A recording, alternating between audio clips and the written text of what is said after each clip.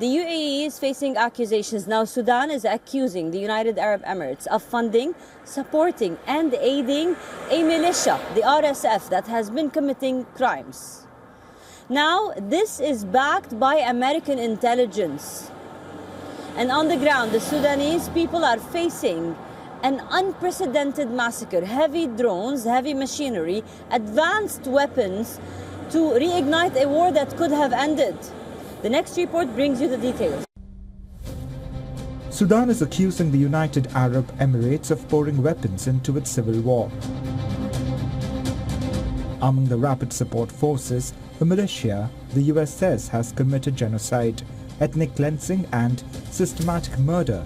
According to Wall Street Journal's report, US intelligence agencies say, including the Defense Intelligence Agency and the State Department, that the UAE has been sending sophisticated weapons to the RSF through this year. The United Nations says the RSF has targeted Masalit and other non-Arab communities, men, women and even children, allegedly executed on ethnic lines. The war has killed as many as 150,000 people and left millions trapped in famine conditions. Videos show an Al-Fashir University building where multiple dead bodies lie while armed gunmen walk and film nearby. RSF seized the Sudanese army's last stronghold in Al-Fashir on October 26th. According to the International Organization for Migration, more than 36,000 people have fled the city since then. US officials say the UAE shipments include small arms, heavy machine guns, artillery, mortars, vehicles, ammunition and crucially advanced Chinese-made drones like the CH-95. These long-endurance drones can fly for up to 24 hours and deliver precision strikes and have been spotted over Darfur as the RSF pushed forward. The supply surge began after March, after the RSF militia group lost control of Khartoum, the capital.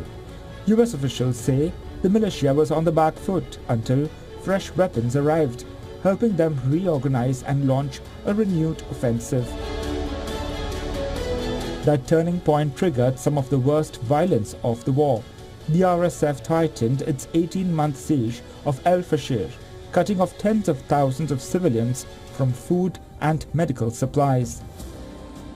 They overtook a major army base, claiming control of much of the city and accelerating a humanitarian catastrophe. The country is nearing state collapse, split between army-controlled Khartoum and Port Sudan in the east and RSF-held western and central regions. The White House has accused both sides of war crimes, but has specifically called the RSF a force engaged in genocide, rape and ethnic cleansing. Experts believe the Emirates are betting on the militia to protect Emirati interests.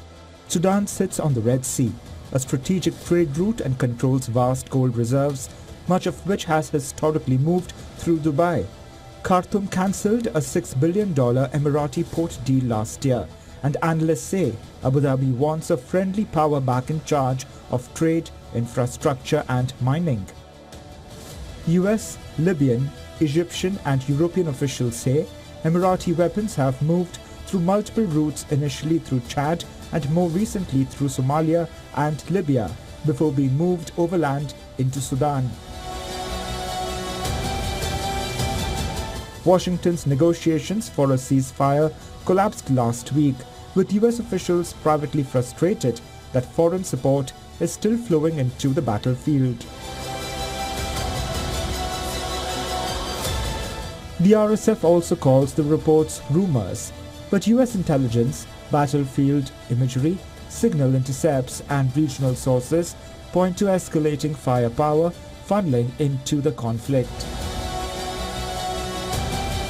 Sudan is caught between rival generals, foreign power plays and a humanitarian crisis on a massive scale. Bureau Report, WION World is One.